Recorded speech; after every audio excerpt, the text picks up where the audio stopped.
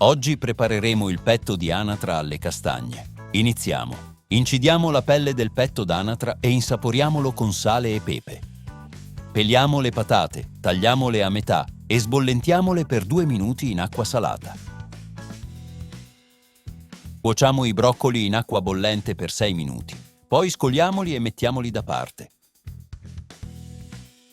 Sistemiamo le patate su una teglia da forno, condiamole con sale, pepe e un filo d'olio e aggiungiamo un rametto di rosmarino. Cuociamole in forno a 180 gradi per 12 minuti. Scottiamo le castagne per 3 minuti, poi mettiamole da parte. Scaldiamo una padella, posizioniamo il petto d'anatra con la pelle a contatto con il fondo e rosoliamolo per circa 4 minuti. Giriamo il petto e proseguiamo la cottura per altri 4 minuti.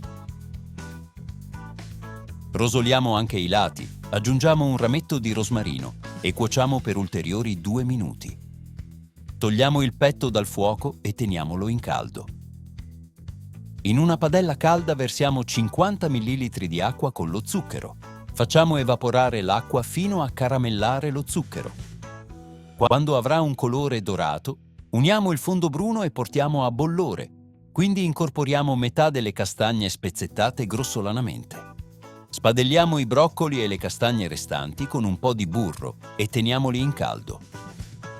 Impiattiamo. Affettiamo il petto d'anatra in fette di circa 2 cm. Disponiamole sul piatto e aggiungiamo le patate, i broccoli e le castagne. Irroriamo con la salsa e serviamo immediatamente. Buon appetito!